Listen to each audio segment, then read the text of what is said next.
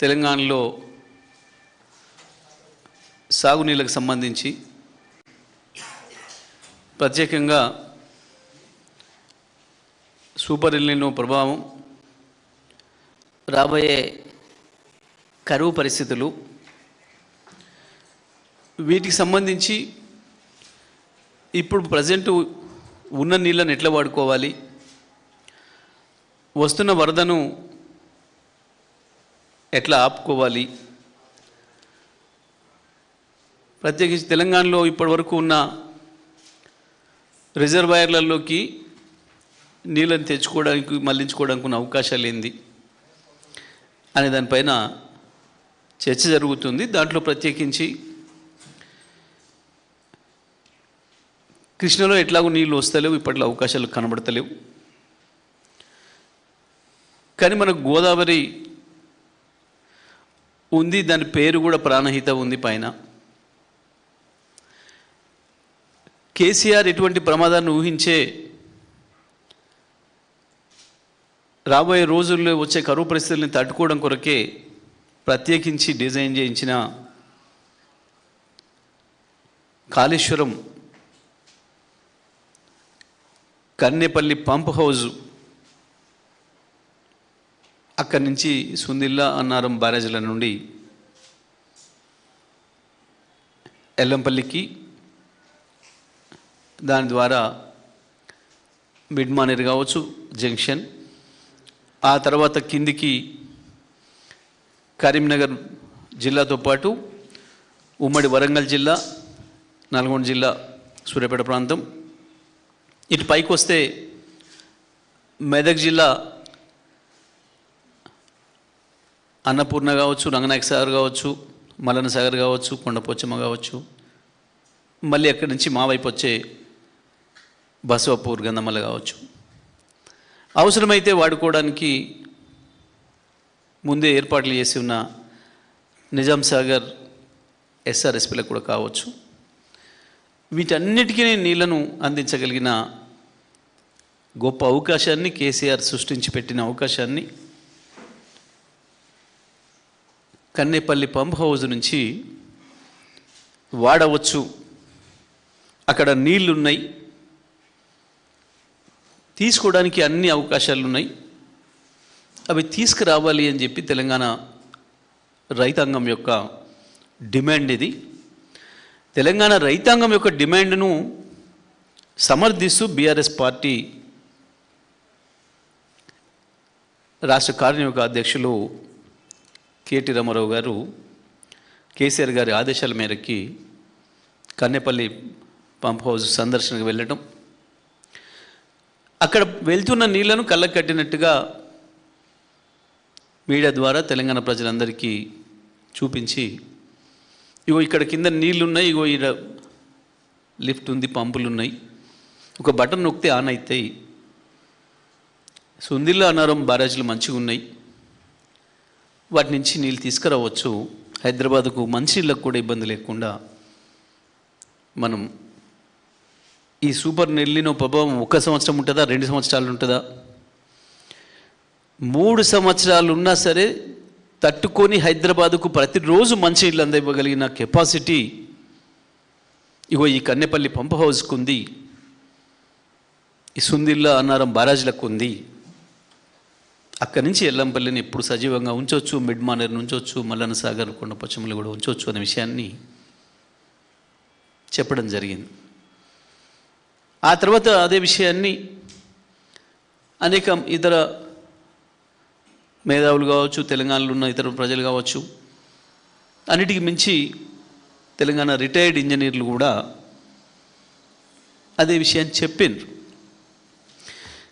కానీ నిన్న మీరు చూసిండ్రు, నిన్న మన ముఖ్యమంత్రి అనబడే ఒక మనిషి,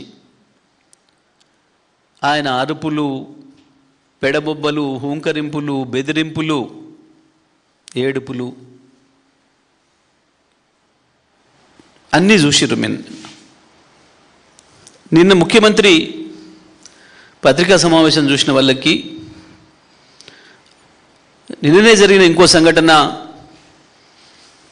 షాబాదులో వాడు దుర్మార్గుడు ఒక సైకో 6గురిని చంపేసిన సంఘటన. ఎందుకో రెండు ఒకే సమయంలో యాదృచ్ఛికంగా జరిగినట్టు కనబడుతూ ఉంది. కానీ అక్కడ వాడు చేసిన దానికి నిన్న ముఖ్యమంత్రి మాట్లాడిన దానికి పైసా కూడా తేడా లేదు. షాబాదులో ఒక సైకోగాడు చేసిన నేరానికి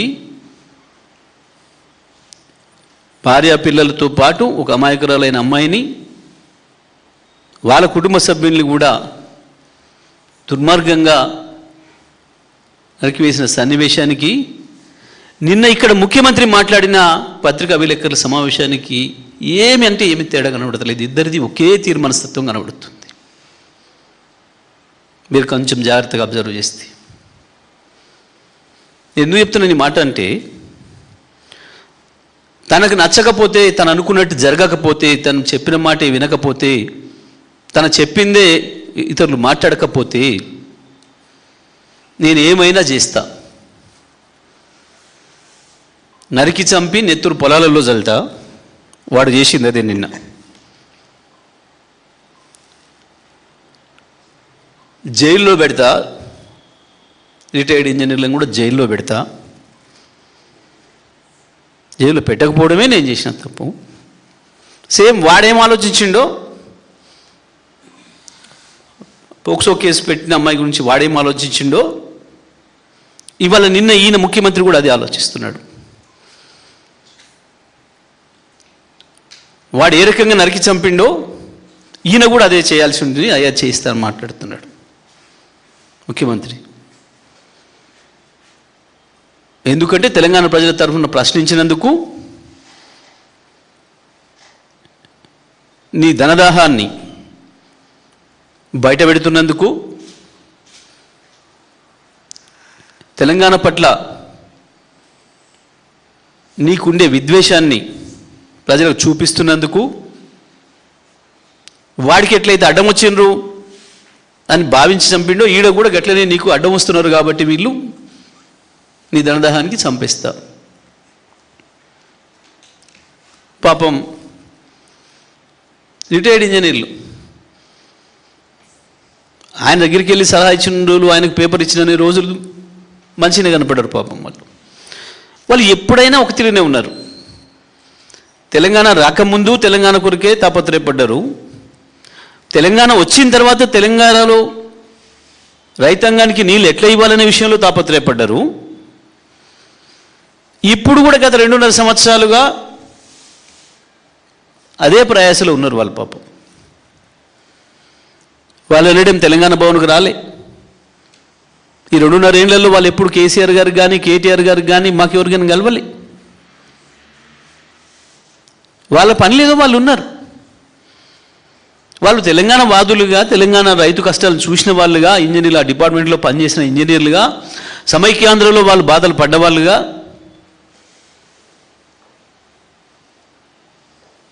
ఆ తర్వాత వచ్చిన తెలంగాణలో తెలంగాణ ఫలితాలని ప్రజలకు అందిస్తున్నప్పుడు చూసి సంతోషపడ్డ వాళ్ళుగా, దాంట్లో భాగస్వాములు అయిన వాళ్ళుగా ఇవాళ సందర్భం వచ్చింది కాబట్టి వాళ్ళు 2.5 ఏళ్ళ నుంచి ఏం రాజకీయాలు మాట్లాడాలి. నువ్వు నీ మేడిగడ్డ పైన నీ సోది, నీ సొల్లు కబుర్లు, నీ మూర్ఖపు ప్రచారాల్ని వాళ్ళు ఎన్నడం అడ్డం పడలే. వాళ్ళు ఏం ఖండించలే, లేకపోతే ఇంకొక రోజు రాలే. నువ్వు పెట్టుకున్న కమిషన్లు, నీ కేసులకు ఎనడం మాట్లాడాలి. కేవలం నిన్న నిజమే మంచిగానే ఉంది. కన్నెపల్లి నుంచి సుందిల్ల అన్నారంలో నీళ్ళు తీసుకురావచ్చు, ఇవ్వచ్చు. ఎందుకంటే సూపర్ ఎల్నినో ఎటు పోతుందో తెలియదు. ఈ 1 సంవత్సరం అంటున్నారు, మరి వచ్చే సంవత్సరం కూడా అదే పరిస్థితి వస్తే హైదరాబాద్లో కూడా మంచినీళ్ళు దొరకవు. కాబట్టి హైదరాబాద్కు కూడా మంచినీళ్ళకి ఇబ్బంది రాకుండా ఉండాలి. 1 కోటి మంది పైగా ప్రజలు ఇక్కడ ఉంటున్నారు. ఒకరోజు తట్టుకోలేరు. కాబట్టి ఇక్కడ కూడా అవసరం ఉంది, వాడండి అయ్యి చెప్పినారు వాళ్ళు. పాపం దానికి వాళ్ళని జైల్లో ఇస్తానే జైలేకపోవడమే తప్పు. ఓకే, ఇట్లా చాలామంది పోయారు. మాట్లాడిన వాళ్ళు, ఇలా జైల్లో పెడదాం అనుకున్న వాళ్ళు, పెట్టిన వాళ్ళు కాలగర్భంలో కలిసిపోయారు చాలామంది. ఓకే, నీకు ఆ చరిత్ర తెలియదు, అది వేరే విషయం. ఇక మా విషయం, మా రక్తం నరికి పొలాలలో చల్తా అన్నావు కదా. ఇవాళ తెలంగాణలో ఇంచులో కేసీఆర్ చెమట రక్తాలు ఉన్నాయి. ఇవాళ తెలంగాణ స్వేచ్ఛ వాయువు పీల్చుకుంటుందంటే, తెలంగాణ ఒక భౌగోళిక రాష్ట్రంగా ఏర్పడిందంటే ప్రతి ఇంచులో కేసీఆర్ చెమట ఉంది. కేసీఆర్ రక్తం చెమటగా మారే వచ్చింది. కొత్తగా ఏం లేదు. ఇవాళ ఆయన అప్పుడు ఇప్పుడు ఎప్పుడు సిద్ధంగానే ఉన్నాడు. నిజమే, ఇవాళ నువ్వు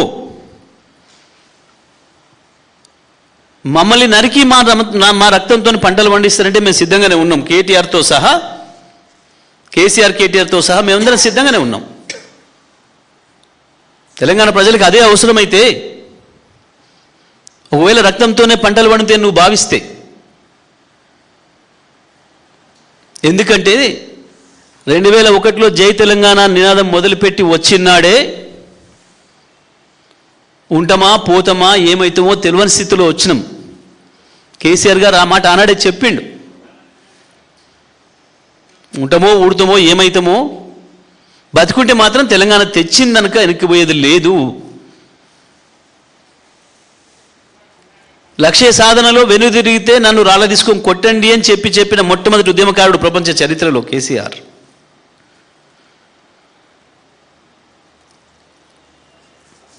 నీకు తెలియదు, ఎందుకంటే ద్రోహుల చేతిలో ఆయుధంగా ఉన్నవాడివి నువ్వు. ద్రోహుల దారిలో తుపాకీ పట్టుకొని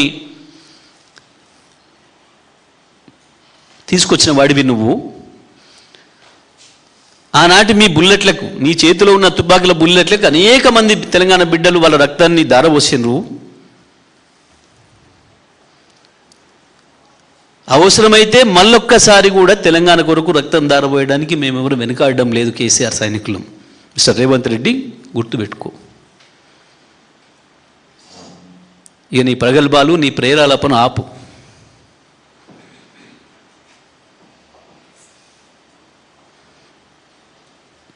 అది నీ రాక్షస మనస్తత్వాన్ని తెలియజేస్తుంది తప్ప ఇంకోటి కాదు. మేము అనడం లేదా మాట తిరిగి, మేము అనం.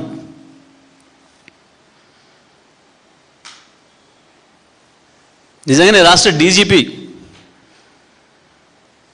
ప్రతిరోజు చూస్తాడు అనుకుంటా అన్ని వార్తలు, ప్రత్యేకించి ముఖ్యమంత్రి ఏం మాట్లాడుతున్నాడు, ప్రతిపక్ష నాయకుడు ఏం మాట్లాడుతున్నాడు అని.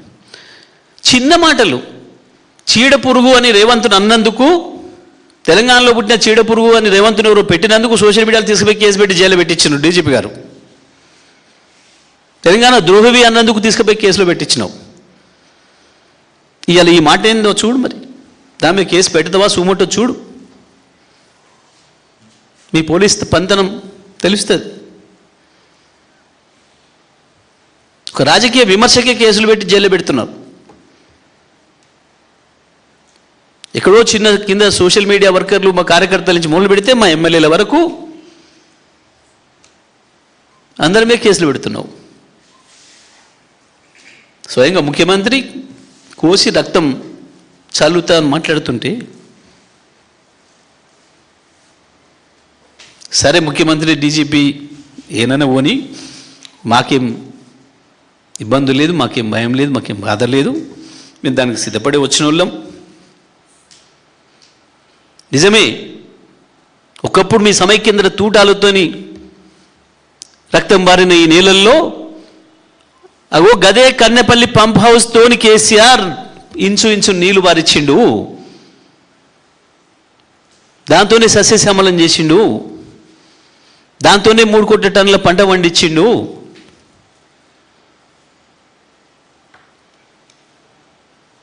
అందులో ప్రతి గింజలో ఉంది కేసీఆర్ చెమట, కేసీఆర్ రక్తం.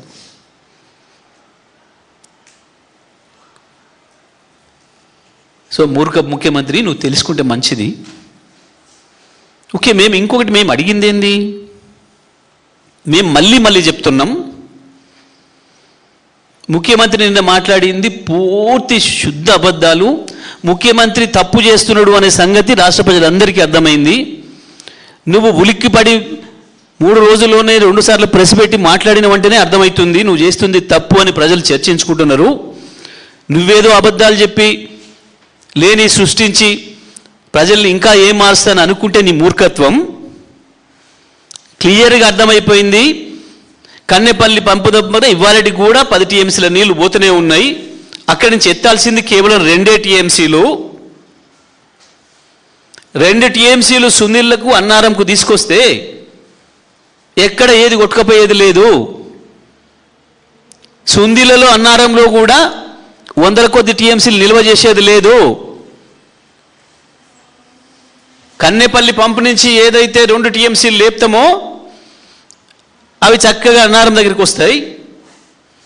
అదే నీళ్లను మళ్ళీ పైకి లేపితే మళ్ళీ సుందిల నుంచి మళ్ళీ ఎల్లంపల్లి వరకు అవే 2 టీఎంసీలు వెళ్ళిపోతాయి. ఆడ నిలబడితే మహా అయితే ఒక్కొక్క టీఎంసీ నిలబడతాయి. సుందిలలో అన్నారంలో నిల్వ ఉండేవి ఒక్కొక్క టీఎంసీ మాత్రమే. మిగతా 2 టీఎంసీలు ఎత్తుతూనే ఉంటాం. 3 టీఎంసీలు నిలబడితే చాలు. ఇక అజ్ఞానపు ఆ మంత్రి చెప్పే మాట, దాన్ని ఈ మూర్ఖపు ముఖ్యమంత్రి కూడా సమర్థిస్తున్న మాట, భద్రాచలం కొట్టుకుపోతుంది, 44 ఊళ్ళు కొట్టుకుపోతే సిగ్గుపోతుంది మాట్లాడితే. ప్రజలు కూడా తెలవాలి, రైతులకు. రైతు సోదరులారా, ఇప్పుడు మేము చెప్తున్న మాట, కన్నెపల్లి నుంచి వెళ్ళి ఏవైతే 10 టీఎంసీల నీళ్ళు పోతున్నాయో అందులో నుంచి 2 టీఎంసీలు ఎత్తి పైకి తీసుకొస్తున్నాం. ఈ మూర్ఖులు చెప్పే మాట ప్రకారం ఈ నీళ్లు మళ్ళీ కిందికి జారి వెళ్ళిపోయినా ఈ 2 టీఎంసీలు అండ కలుస్తాయి. రిపోర్టర్ మిత్రులు కూడా వినాలి. కన్నెపల్లి నుంచి తీసుకొస్తున్న 2 టీఎంసీల నీళ్ళని పైకి తీసుకొస్తే ఈ బ్యారేజీ ఇది కొట్టుకపోతుంది అని ఈ మూర్ఖులు చెప్పింది ఏదైతే ఉందో, ఇది జరిగినా పోయేది ఈ 2 టీఎంసీల నీళ్ళు అందులోనే కలుస్తాయి. మళ్ళీ అదే కాలువల నుంచి తీసుకొచ్చిన నీళ్ళే మళ్ళీ పోయి అందులో కలుస్తాయి. ఇక దీనికి భద్రాచలం కొట్టుకుపోయేది ఎక్కడ, ఇంకా 44 ఊర్లు కొడంగల్లు హుజూర్ నగర్లు కొట్టుకుపోయేది ఎక్కడ, యానించి కొట్టుకుపోతాయి. నిజమే దీని మీద చర్చకు వస్తాడా ఉత్తమ్ కుమార్ రెడ్డి? నీ ముఖ్యమంత్రికి అంత తీరుకుండదు, ఆయన భూముల దందాలు ఉంటాడు. కానీ వస్తావా చర్చకు ఉత్తమ్ కుమార్? నిరూపిస్తావా? 290 టీఎంసీ నీళ్లను ఒకేసారి మోసుకుపోయే గోదావరికి తన దాంట్లోనే ఉన్న నీళ్లు, సింపుల్ ఒకటే మాట, రైతాంగం ప్రజలకు అర్థం కావాలి, ఇళ్లలో ఉండే మహిళలతో సహా. మీరు మీ ఇంట్లో కుండలో ఉన్న నీళ్లు, ఒక గ్లాసు నీళ్లు తీసి మళ్ళీ అదే కుండలో పోస్తే ఆ కుండను పగిలిపోద్దా, పొంగిపోతుందా? అర్థం కావాలి మీ అందరికి కూడా, కెమెరామెన్లతో సహా, రిపోర్టర్లతో సహా. ఇవాళ ఉత్తమ్ కుమార్ రెడ్డి ముఖ్యమంత్రి మూర్ఖపు గ్యాంగ్ చెప్తున్న మాట ఏదైతే ఉందో, నీళ్ళు తీసుకొచ్చి ఈడ పోస్తే అది కొట్టుకపోద్ది అని, కుండలో ఉన్న నీళ్లను తాగుదామని తీసుకున్న నీళ్ళు, గ్లాస్ నీళ్లు ఏదైనా కారణం చేత అదే కుండలో పోస్తే ఆ కుండకు బరువు ఎక్కువవుతుందా, నిండుతుందా, నీళ్లు బొర్లిపోతాయా? ఉత్తమ్ ఇప్పటికైనా అర్థం చేసుకోనని చెప్పింది. ఇక మాట్లాడక ఇటువంటి అజ్ఞానం మాటలు. నువ్వు మొదలుపెట్టిన విద్య ఇది. ఎవడో మూర్ఖుడు చెప్పిండు నీకు అని. చెప్పిన మూర్ఖుడు ఎవడో కానీ నిన్ను మూర్ఖుని చేస్తున్నాడు. తెలుసుకో ఇప్పటికైనా. గోదావరి కెపాసిటీ ఎంత అంటే, దానిపైన ఇప్పుడు మనం నిర్మాణం చేసుకున్న గన్నమల్ల బస్వాపూర్ నుంచి మొదలుపెడి Kondapochamma, Mallanna Sagar, Annapurna, Ranganayak Sagar, mid Maner, upper Maner, SRSP, Yellampalli, Sundilla, Annaram, ఇన్ని రిజర్వాయర్లు, బ్యారేజ్ల నీళ్లు మొత్తం కలిపి తీసుకుపోయి గోదావరిలో గడితే పోస్తే కూడా భద్రాచలంకి ఏం కాదు. ఇవన్నీ కలిపితే కూడా, ఇవన్నీ కలిపితే ఎస్ఆర్ఎస్పి కాక మిగతావి కలిపితే 140 టీఎంసీలు, ఎస్ఆర్ఎస్పి కూడా కలుపుకుంటే 230 టీఎంసీలు, 240 టీఎంసీలు, 240 టీఎంసీలు ఒకేసారి గోదావరిలో పోస్తే కూడా భద్రాచలంకి ఏం కాలే. ఇంతకుముందు 290 టీఎంసీలు వచ్చినాయి. ముఖ్యమంత్రి, ఇరిగేషన్ మంత్రి జ్ఞానం తెచ్చుకోండి, ఇక బంద్ చేయండి మూర్ఖపు మాటలు. సో మళ్ళీ చెప్తున్నాం మేము, కన్నేపల్లి పంప్ హౌస్ వెంటనే ప్రారంభం చెయ్యాలి. సుందిల్లా అనారంలకి ఏ కమిటీలు లేవు, ఏవి లేవు, పచ్చి అబద్ధం. ఇదే ఉత్తమ కుమార్ రెడ్డి స్వయంగా కౌన్సిల్లో వాళ్ళ పార్టీ సోదర పార్టీ నాయకుడు పొత్తు నాయకుడు కోదండరాం గారు ఎమ్మెల్సీ కాగానే వేసిన ప్రశ్నకు సమాధానంగా ఈ 2 బ్యారేజ్లకు ఏమీ కాలేదు, మంచిగానే ఉన్నాయి, ఇంటాక్ట్ ఉన్నాయి అని ఇచ్చిన సమాధానం ఉంది, కౌన్సిల్ రికార్డులో ఉంది. మీడియా మిత్రులు చూపించదలుచుకుంటే దాంట్లో ఉంది, దొరుకుతుంది. స్వయంగా కోదండరాం ఎమ్మెల్సీ అయింది ఎప్పుడు మీకు తెలుసు, తెలంగాణ గవర్నమెంట్ ఉన్నప్పుడు కాదు. ఈయన మంత్రిగా ఉంది కూడా తెలంగాణ గవర్నమెంట్ అప్పుడు కాదు.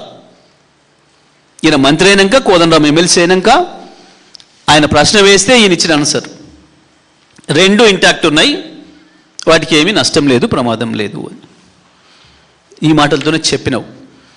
నీకు కొంచెం జ్ఞాపక శక్తి తగ్గినట్టుంది పాపం. ముఖ్యమంత్రి పదవి పిచ్చిలో పడి ఆ గడ్డం ఇప్పుడు తీసేసుకోవాలనో పరేషాన్లో పడి జ్ఞాపక శక్తి తగ్గినట్టుంది. నువ్వు చెప్పిన మాటలు ఎక్కడ ఉన్నాయి?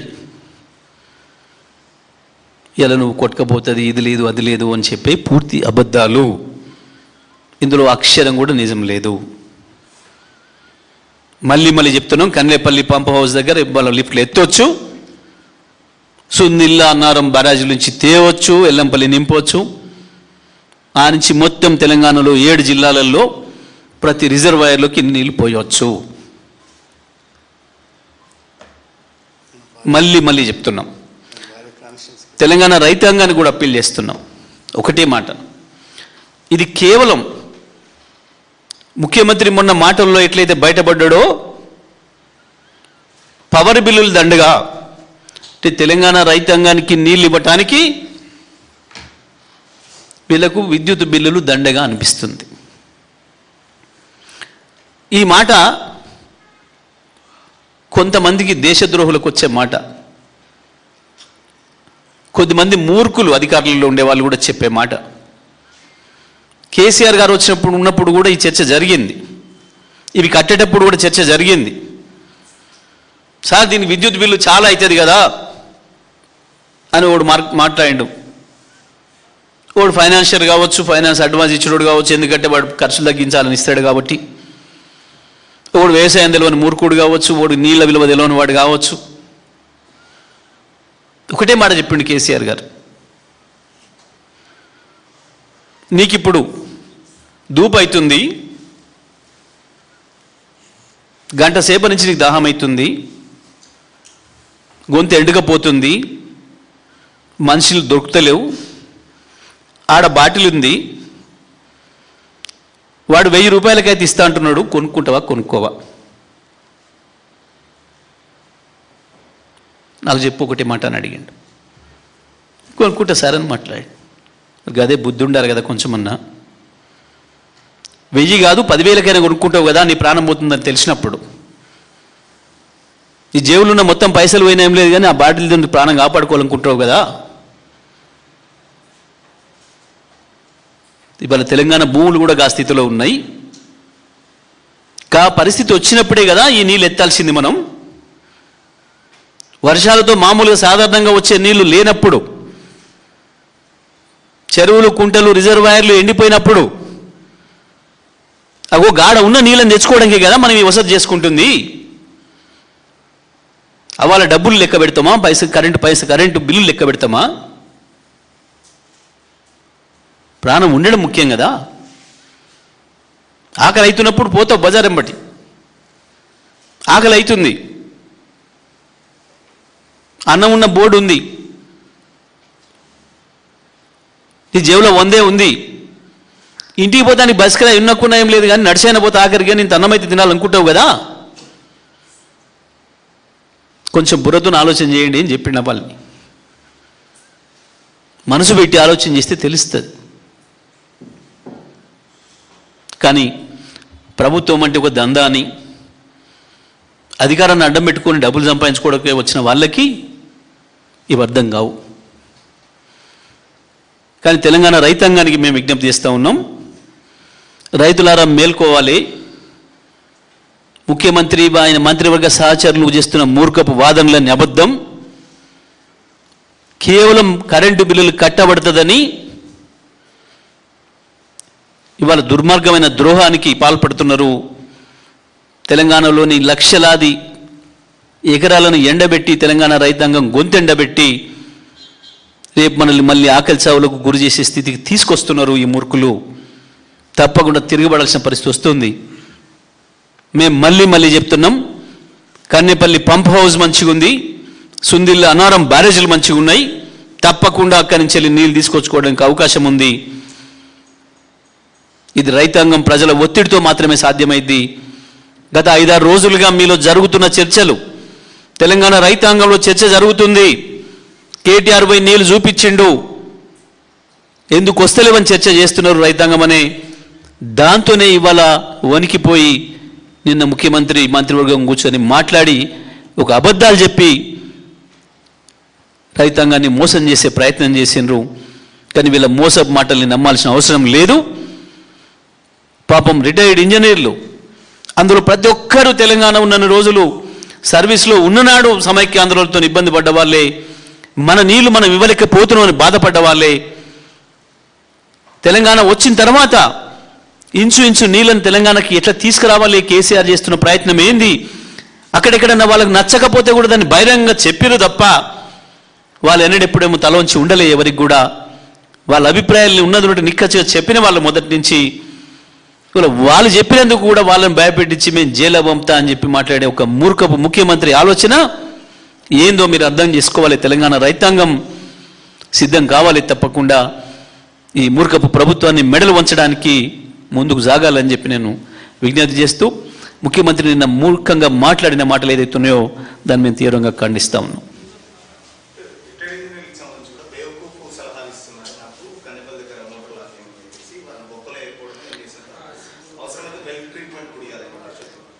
అదే ఇక బెల్ట్ ట్రీట్మెంట్లు ఇస్తాడు, ఇంకో ట్రీట్మెంట్లు ఇస్తాడు. పాపం ఇన్నేళ్ల నుంచి వెళ్ళి వాళ్ళు మంచిగానే కనపడ్డారు.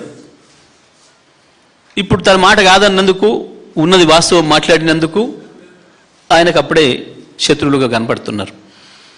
ఆయన మాట్లాడే భాష నిన్నంతా చూసారు మీరు. ఆ రక్తపు భాష ఏంది, అదేంది, ఇదేంది, ఇవన్నీ కూడా నిజంగా నేను షాబాద్లో వాళ్ళని చంపినోడికి వీడికి ఏం తేడా ఉంది చెప్పండి? ఏం తేడా కనబడుతుంది? మీకు ఏం తేడా కనబడుతుందా? ఒకటే తీరుగున్నారు, ఇద్దరు మనస్తత్వం అదే సేమ్ ఉంది.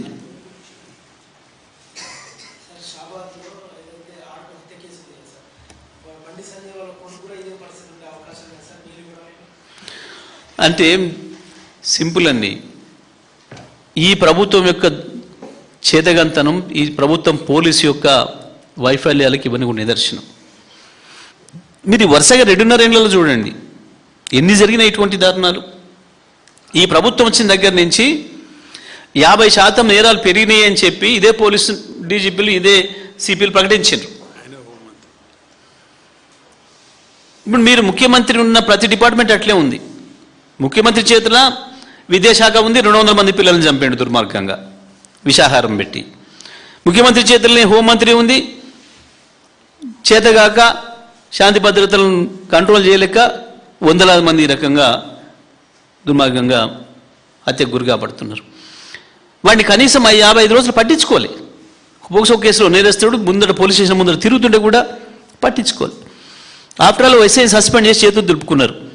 ఎందుకు లేదు డీజీపీకి బాధ్యత? ఏం రివ్యూ చేస్తున్నావు? రోజు పొద్దున్నే చేస్తావు కదా కాన్ఫరెన్స్లు, ఏం తీసుకుంటున్నావు? ఏమైనా పొలిటికల్గా బీఆర్ఎస్ వాళ్ళు ఏం విమర్శ చేస్తున్నారు, సోషల్ మీడియా వాళ్ళు ఏం విమర్శ పెట్టినారు గవర్నమెంట్ మీద, కాంగ్రెస్ మీద, ముఖ్యమంత్రి మీద ఈగ వాళ్తే కాపాడడానికి కూర్చున్నావు. 100% వాళ్ళ వైఫల్యం అది. ఆయన సంజయ్ కొడుక ఇంకోడా ఎవడైనా కావచ్చు దుర్మార్గుడు. పూర్తిగా ప్రభుత్వ వైఫల్యం, పోలీస్ వైఫల్యం. ఎక్కడో ఒక ఇన్సిడెంట్ జరిగితే సడన్గా అది వేరు విషయం. వరుస సిరీస్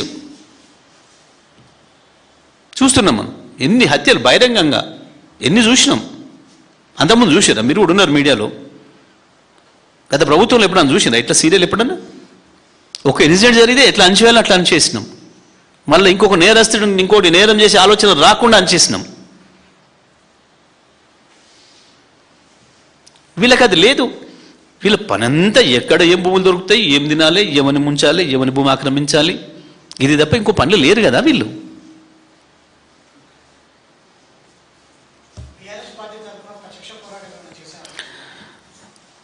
తప్పకుండా ఇప్పుడు ప్రస్తుతం మేము కన్నెపల్లి దగ్గర నీళ్లున్నాయి, ఇంచి ఇవ్వచ్చు అనే విషయాన్ని ప్రజలకు చెప్తున్నాం. రైతాంగం కూడా ఆ రకంగా ప్రిపేర్ అవుతున్నారు. ఈ పరిస్థితి ఇట్లే కొనసాగితే ఏం చేయాలనేది తొందరలోనే కేసీఆర్ గారు పార్టీ నిర్ణయం తీసుకుంటారు.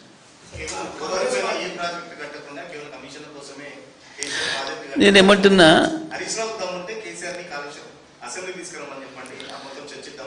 వీళ్ళ మొక్కలకి అసెంబ్లీ పెట్టే దమ్ము ఉందా? మమ్మల్ని చూసే పారిపోతారు. ఇక కేసీఆర్ వస్తారంటే లావు తడుపుకుంటారు. వీళ్ళ కేసీఆర్ కావాలన్నా ఉన్న మాకు సమాధానం చెప్పుకుంటేనే వాయిదా చేసి పారిపోతున్నారు. మాకు ఇవ్వమనండి, మాకు ఎవరికన్నా గంట మైక్ కట్ చేయకుండా ఎవరికి ఇస్తారో ఇవ్వమనండి. మా దాంట్లో మేము మాట్లాడిన దాంట్లో నుంచి ఒక్కదానికి ఆన్సర్ చేయమని ముఖ్యమంత్రి ఈ రోత భాష బూతు భాష తప్ప సబ్జెక్టు మీద మేము మాట్లాడిన దానికి మొత్తం సభ్యులలో ఎవరికి ఇస్తాడో ఇవ్వమను, గంట మైక్ ఆపకుండా ఇవ్వమను. దానికి 5 నిమిషాలు సమాధానం చెప్పమని ముఖ్యమంత్రిని మేము మాట్లాడిన పదాలను తీసుకొని. దీనికి సంబంధం లేని బూతు భాష రోత భాష కాదు. మా సభ్యులు మాట్లాడింది ఏదైనా దాంట్లో మేము గంట మాట్లాడిన దాంట్లో 5 నిమిషాలను మాట్లాడమని దాంట్లో పదాలను వాడమను. ఒక్కటి పదానికి సంబంధం ఉండదు, ఒక వాక్య సంబంధం ఉండదు.